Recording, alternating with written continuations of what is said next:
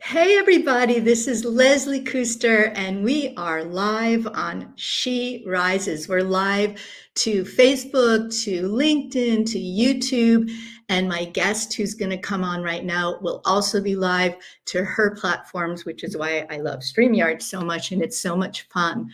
I am the best-selling author of a new book, Seven Keys to Seven Figures, the Women Entrepreneur's Guide to Money and Freedom. And I'm giving away a free resource list that if you look at the ticker at the bottom, go and grab that. It's basically I opened up, my Rolodex and took out like the best podcasts and the best books that I've read and coaches that I've worked with, and even talking about finances, investments, real estate, and all that. So definitely check it out.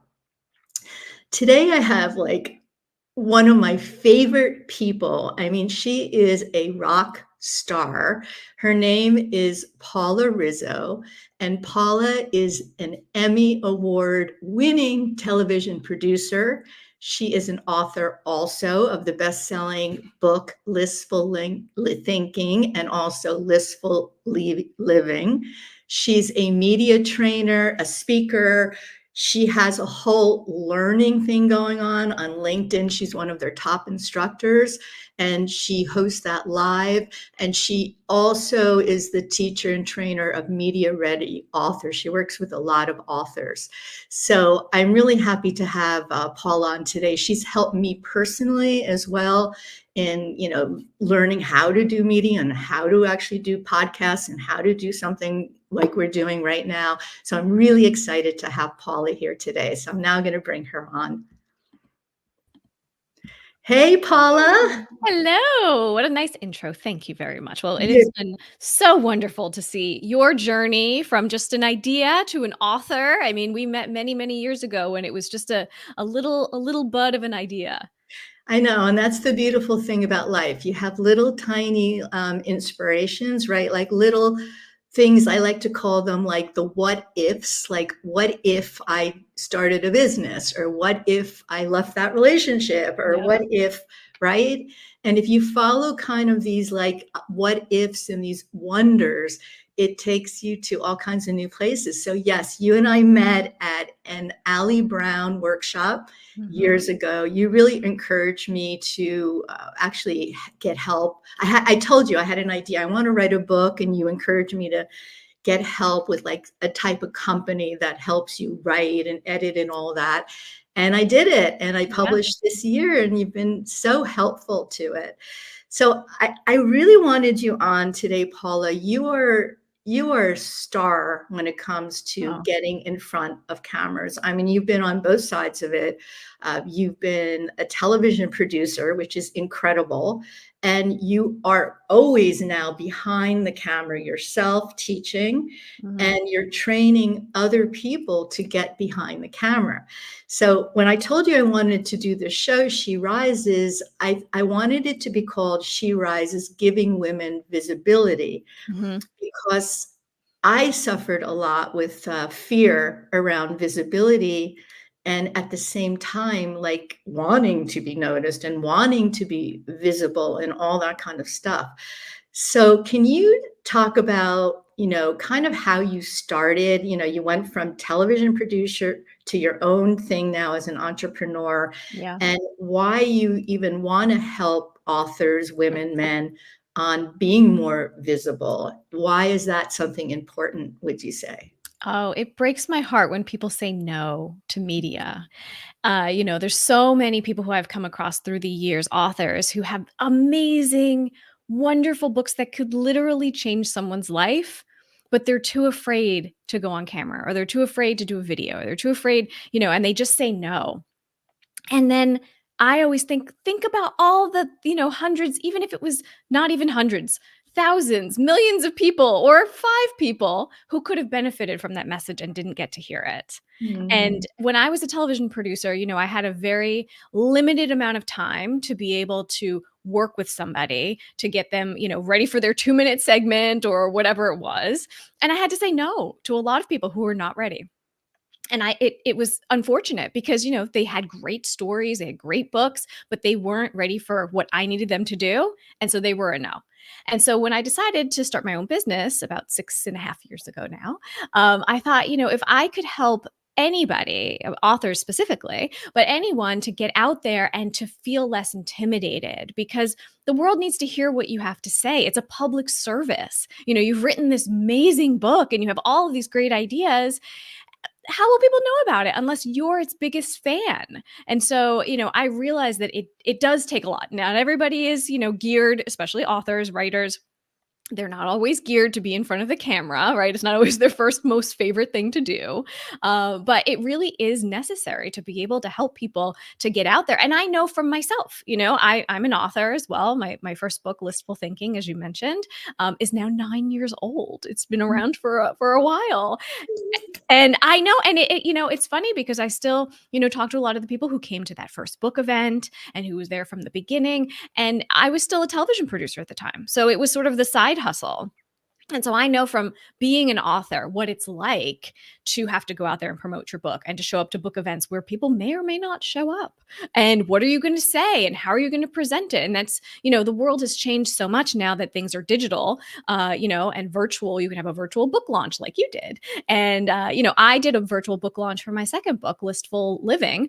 It was in 2019 before people were doing that, and so I sort of have always been the guinea pig for myself. And now I try to do that, give my clients ideas and tips and tricks in that way. I love that. You said before that it breaks your heart and that often people are just not even ready. They want to do media, but they're not ready. Can you give examples? What are you talking about? Why does someone have to be ready? Oh my gosh. Well, if you want to be on TV and you don't look great on camera and you don't have a great setup, it's not going to be a yes. The world has changed so much. It used to be when I was a TV producer, people would come into the studio, very rarely did we do remotes like this, something where it was, you weren't in the studio. Now it's the norm. So now, producers, especially in television, want to know, are you ready to go as soon as, we say go? Do you have a great setup? Do you have a good microphone? Is your lighting good? Do you have a nice background? All of those things matter. Can you string together a sentence? That's the most important thing. You don't want someone who's going to get on and go on and on and on when you have a 2-minute segment and they have to get to it quickly. Those are things that you can't teach when you're a producer. You need someone who's ready. Yeah, I mean, what you just said, with looking right and setting up your camera and lighting and all that stuff, sounds really easy, but my own personal experience of it, it has taken me, I think, a few years to sort of get it. And when we were backstage together, Paula, you were like, "Oh, it looks really good." And I'm like, "Well, this was not by accident. It actually is because of what you taught me." So actually, I think this is a good example to do, looking at my setup right now and the things you teach. Yeah. Can you give some feedback or point out aspects of it that work or doesn't work? Yeah, I mean, you always want to have light in front of your face, not behind you, and you obviously are very well lit. I also have a light right in front of me. You want to have some depth between you and the background, which you definitely do. You have a nice background. Your books are there, which is very important for an author, to be able to showcase what you have there, and to wear a bright color. Obviously, the two of us are in bright colors. This is no accident, but this is part of the look. You are part of your setup, right? And so you want to definitely stand out and have colors that that you look good in and that you feel confident in. If you wear black or you wear white, it doesn't always look so great. And I've had a lot of clients who fight me on it because they like to wear black. I get it. But it sort of drowns out the excitement, and it makes it a little bit less exciting to look at. So you definitely want to pick a color. Same for me with my background. I just moved into this apartment and I designed this specifically for these types of calls because I knew, I do media a lot myself as well. But also if I'm teaching people, I need to practice what I preach. I need to be able to show that this is important, and it makes a big difference.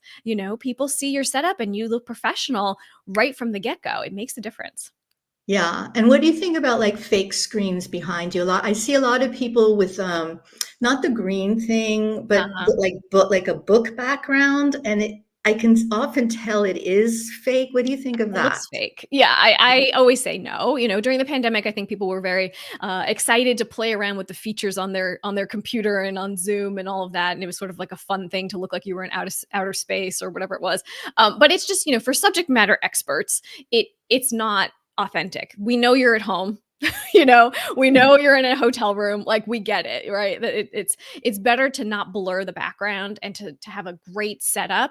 And you can't always have a great setup. You know, there are times when maybe you're traveling and you're doing the best you possibly can, and that's fine too, as long as you have light in front of you and maybe you have some, you know, something a little bit interesting behind you, you know, a plant or something that you can kind of, you know, steal from the lobby or whatever it is.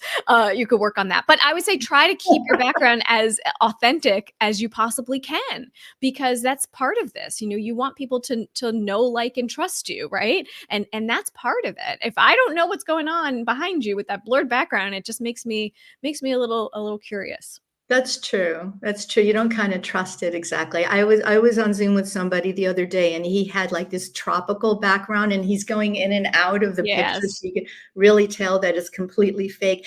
So it actually made me wonder, like, is his house so bad? Like, I is he know. like a hoarder or like, Totally. you It's know so what I mean? distracting. It really is. It's like Yeah. we're not now having a conversation. Now I'm just like wondering what the deal is here. Yeah, I'm like wondering exactly, like maybe he's really a slob, this guy, Right. or whatever. So I think that's like a really a good point.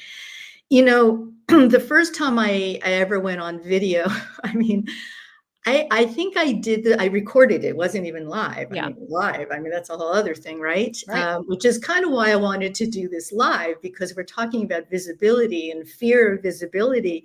But the first time I did a recorded video, I think I recorded it like 10 times and then maybe took me, I don't know, 2 or 3 days to even post it Right. to a private group of about 10 people. So we're not even talking Yeah. about to the world.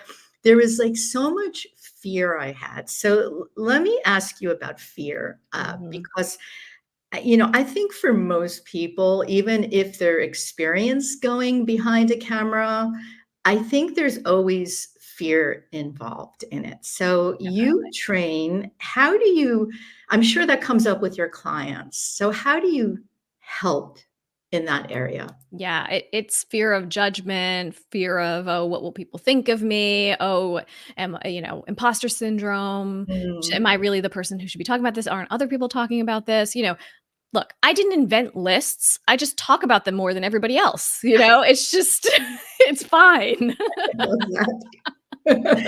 So, you know, when you sort of have to take a step back and not take yourself so seriously, right? I mean, there is a reason you decided to put this book together and put it out into the world, and it's to be of service. And so I think when we sort of come back to that idea that you're here to teach somebody something, and if they don't get to see you, they don't get to learn it. And so how Mhm. dare you keep it from them? It's not about you, it's about them. It's about the people who could be benefiting from this. Wouldn't you have loved something like this? You know, a lot of times people you know, write books because they would have loved the message. They needed it when they were going through whatever it was. And so I always say, you know, wouldn't you have loved to have a guide like this done for you? You know, but how would you have known about it if someone didn't tell you? That's your Yeah. role now, right? You are the one. It's up to you. And the spotlight is sort of taken off you in a way and put onto the audience to say, how can I Mm. serve them? How can I be, you know, helpful to them? Is there one person that I can reach? You know, and a lot of times people will also get intimidated because, you know, maybe no one shows up to their live event or no one shows up, you know, to their thing. And it almost doesn't matter, you know, because that piece of media will live on, hopefully, for a long time. And you'll be able to, you know, repurpose it and to share it with other people and to have your message continue to go on, even if people weren't there right in the very, very beginning. So people get discouraged by that. And I never do. You know, I do a live stream show myself too. Sometimes I do it live, sometimes I pre record it. And I almost never care if anyone shows up live because for me, I'm like, well, I'm going to share this a million different ways. Somebody will see it. Yeah, I love that. I actually was at a networking event this morning, and the one of people who women who was there, she was like, "Oh, I saw that your She Rises, and I was able to see it when you weren't live." And Uh-huh. so Yeah, I love that point that, you never know when somebody's going to see it, and that it helps them. And when I was starting on my book, Christine Carlson Mhm. from Don't Sweat the Small Stuff was one of my editors. And she just said, listen, maybe someone's going to find your book one day in a garage sale, Right. and it's going to like change their life, or give them hope, or Definitely. whatever it's going to be. You So, never know. I mean, almost, my book is almost out 10 years. I still get emails from people. I well, still yeah, people still say, "Oh, I use that book all the time," or "I just found it." It's been translated into a lot of different languages. I get emails from people all over the world saying, "We just picked it up. We just read it. Now I'm doing this." A lot of students, I can, make my list better at school, or I just got into college, or whatever it is. It's a lasting legacy as an author. I mean, it's a privilege to be able to get your work out into the world like that and touch people and help them. And you just never know. I mean, there are people who will never tell you that they read your book, and you'll never hear about it, but there's a lot out there, that you're doing, and if you're not giving it its best shot, a lot of people will miss it. yeah. When you say media, like, what does that mean exactly? Is that just, I mean, television, or what does media mean these It's days? changed so much. It used to be traditional, it used to be TV, radio, magazines, newspaper. That was it, right? Now, podcasts, you could do your own live stream show. This is media, Yeah. Mhm. blogs, anything like that, social media, the things that you do. And it's really important for people, especially authors, to sort of take on the role, I always say, of producer. To Yeah. think about, how can I be the best producer possible of my own content? How can I take my book or whatever it is that I've done and repurpose that in a different way for a different audience? Because some people will much more likely listen to an interview like this than read the whole book, let's just say. Yeah. But then they'll like you and they'll say, "Oh, I like that Leslie. She's smart. She's got a lot of good things. I'll buy the book. I like her." You know, that's how it happens. Mhm. And so you don't know where you'll catch people or how they'll find you, but it's good to be out there and to create and produce your own media, and then you can use that to pitch traditional media, right? So a lot of times I've had where I write an article or I write something and then I use that to pitch TV and say, "Hey, look, I could talk about this topic. I wrote a whole article about it. What do you think?" And they'll say, "Okay, cool. That sounds good." So you're really mining a lot of those ideas and those pitches from things that you're already doing. Don't hold it back and say, "Oh, this is a really good idea. I'll hold this in case I ever get on TV." Don't do that. Just share, share, share. Somebody will see it, someone will miss it. It'll be at a different time. And it just, as much as you can possibly put out there, do it. And media begets media. As soon as you start to do one thing, then someone hears you on this podcast and they want you on that podcast. It just keeps going from there. It just keeps going. I love that, and that's the pumping the water kind of thing, that sometimes you just have to pump that water and you don't see anything coming out, Yeah, and then all of a sudden, after many, many, many pumps, or days, weeks, or even years, for sure. something starts coming out there. Definitely. So, The abundance mindset. Paula, you made a big pivot. Okay, so you had a job, right? You were Mhm. a TV producer, you got a paycheck, all that kind of stuff.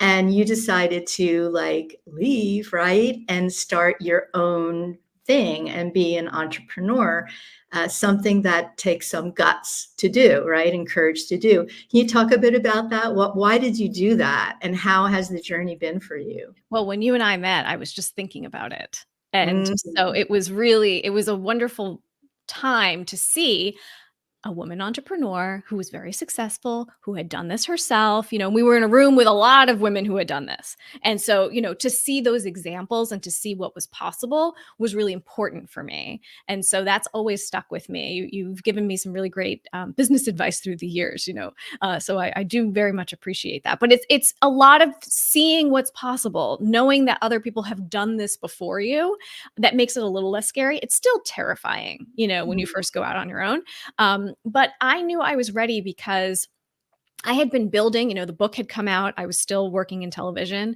and I had been building and building, little side hustles on the side and doing speaking engagements and all this other sort of fun stuff. And I always loved my job. I always loved being a producer. But I realized that the thing that sustained me for so long was now holding me back.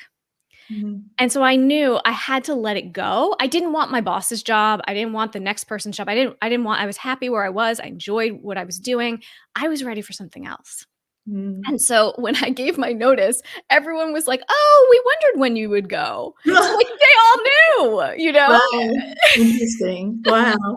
Why is that? Were you bored? They saw you were bored, or that they saw They that saw I you was had doing more so to many other offer? things, yeah. Yeah. I mean, I was already building my brand, I had my book had been out at that point by the time I left, maybe 4 years, I had been doing a lot of media, a lot of other stuff besides, yes, I would come to work and do my job, but then they saw after work, I was doing all of these events, and I was hosting things, and I was doing a lot of, additional things. It just became too much to do all of it really Yeah. well, and I Yes. felt like if I'm gonna try this, if I'm gonna do it, I need to go. And I knew, because I'm good at productivity and list making, I was like, I will be very organized about how I get things done. I think I'd be really good at working from home. I think I'd be really good at working for myself. And I was right. I really designed it that way. Yeah, I love that. I think you and I both really like Excel, which is a little unusual. Not Yes, right. everybody likes detailed orientated people, Yes. right? I'm always making a spreadsheet for something. Yes. I love that. Well, it takes courage, and it isn't always easy, is it? Being your own boss and No. creating your own programs and everything else that you're doing. Yeah. So, what would you say for helping more people become visible in terms of, you know, that when you have your own business, certainly if you're a coach, right? That is something because then you're selling yourself. But Right. even me, who is selling a product-based business, even I have had to be visible with the product. Yeah. And certainly now that I have a book out, I've had to be really visible with it. So how can people just kind of start? Like you have a book coming out, or you're Right. starting to be a coach, or you see all these people on social media doing videos or reels or whatever, and you just don't know what to do or how to begin. Mhm. What would you do? I would make a list, of course. Of course, you would make a list. I can't help myself, but it's true. I would. I would make a list of all of the questions that I'm most frequently asked. So you're a subject matter expert, and people ask you questions. You're a coach, you're whatever. What are the questions that you keep answering again and again? What are those questions? Write those questions down. Mhm. Now, how do you want to answer those questions? Do you want to write a blog post? Do you want to do a video? Do you want to start a little podcast and do audio? Like, what speaks to you? What would make you do it, right? Not everybody likes to write. And so maybe writing a blog is not the most exciting thing. But some people, maybe they just want to dictate it and say, okay, this is how I'd answer that question. And then that becomes the blog. And so thinking about, could you think of 10 things? And then just start putting those things out there and see if you get a reaction. You may not, because Mm, sometimes the most exciting thing that you're like, this is gonna do it, it's gonna break the internet, people are gonna love it, and you hear nothing. And then the things that you're like, this was a thing I didn't even want to do. I almost didn't post it. That's the thing that ends up being the thing that people love. So sometimes you can't have a formula for these things. But I think people get stuck on the what would I talk about? What would I do? mm. How could I contribute? And so that's why I always say, what do people always ask you? What are the questions that you answer the most? Because that you've probably answered a million times, and it other people will have that same question. So it'll be interesting to see how that content can continue on. You had mentioned before that you did a few videos and did 7, 8, 9 takes. That's not unusual. It's what most people do. I worked with a professional TV, anchors and reporters. Unless they're live, they're doing things over and over and over again to make sure it's perfect. And these are people who are on camera all the time. So it's not Mhm. unusual to not get it in one take. It's not the way that it usually works. So to do that, to practice and to know maybe no one needs to see this video. Maybe this is just something I'm doing just to train myself. I mean, I make all my clients do this and they send me the videos and it's just for us. And so nobody else sees them until they're ready. Yes, yes, I love that. So is there is there a platform these days that you think are really good? Like, you should definitely do this platform, or don't bother with this platform, or do all the platforms. I Like, do don't you have any know. thoughts on It that? depends. Like, I feel like people are so, hard on themselves about not being on everywhere and not doing TikTok and not doing Instagram and not doing, and I'm very much like, what do you like to do? Like, where do you like to hang out? Like, I like to hang out on LinkedIn, and I like Instagram. Am Yeah. I on the other platforms? Yes, because I've always been and I just kind of keep doing it. But those are my two favorites. I enjoy it. So I feel like then I want to show up there. But it's also important to see who are your core listeners, or who are your core audience. Where are they? You want to be where they are, right? And so if they're not on Facebook, then why bother? So really thinking about that, but to take a step back and say, okay, what do you actually enjoy? What would you like to engage? And then just do that. Yeah, and that's how this show happened because when I was, promoting and marketing the book, I was on a lot of podcasts, and I Mhm. realized that was I loved it. I Yeah. absolutely loved to. It's like being with a girlfriend because I did all woman stuff, Yep. and just like you and I, and we do this anyway. Just Mhm. get on a call with a friend, get on a Zoom with a friend, and you just talk about business, which is so fun anyway, and Yes. being an entrepreneur. And then I thought, well, let me just do that because this is what I really love. And this is how this show actually evolved. Mhm. And so, yeah, exactly. You have to do something that actually is sort of fun for you as well. Then you'll keep doing it. I mean, look, you've done episode after episode, week after week, because you enjoy it, because you like it. If you hated this, it wouldn't happen. For someone else, they may like to write. So maybe they would have done an interview and sent me a bunch of questions and said, okay, could you answer these questions? And I'll turn it into an article or a blog. And that's fine too. You have to get to know yourself. Yeah, exactly. I love that. So we're just going to wrap up now. Are you working on anything or anything you want to share with anybody that you're doing and invite them to have a look at what Paula Riz is doing these days? Sure. Yes. Well, I do have a freebie. If Mhm. you go to paularizzo.com/10Q, there is the 10 questions every author needs to answer in the media, Ooh. so that you'll be able to be prepared, because the truth is, like, they ask the same kinds of questions all the time. I know this. And so you need to be able to have thought of it. Everyone thinks, oh, I'll be great. I'll be able to talk about my book. I'm working on fiction right now. And the book is with a line editor. So we're in I'm pretty far along. And people ask me all the time, what's the book about? And I'm like, I do this for a living and I help other people, and I can't do it. I can't tell you what it's about yet. Like, I have not formed it in my mind. I understand it's difficult to talk about your book and what you do and all of that. So if you go to paularizzo.com/10Q, you can check that out and Yes, at least think absolutely. it through. Yeah, and if you didn't catch that, email me at leslie@lesliekuster.com, and I'll introduce you and give you a link to Paula's 10 questions that you should ask yourself when you're going to talk to media, basically, there. Yeah, get all set up for it. And of course, check me out on LinkedIn. I have a bunch of productivity courses on LinkedIn Learning. And yeah, that's where Yeah. I'm going to be. Thank you so much, Paula. Yeah, Paula is an amazing trainer. She really knows this business like backwards and forwards from both sides, from the sides of being a producer, from the side of presenting herself, and from the side of training people to speak with media. So follow her, get on her newsletter. She has a fantastic newsletter that I read myself. She's also a reader, like most authors, I think, are readers. Yes, I'm a big reader. She's always talking about the books she's read and novels she's read and exactly. traveling she's done. So it's a really interesting newsletter. So definitely follow her and get on her email list as well. Thank you, So Leslie. thank you, Paula. Thank you so much for being here. Thank Of you, course. everybody, for being here at She Rises. If you're interested in being a guest on the show, you can email me at leslie@lesliekuster.com. And that's where you can go and get the free resource list as well. And I will see you on the next She Rises. Bye bye, everybody.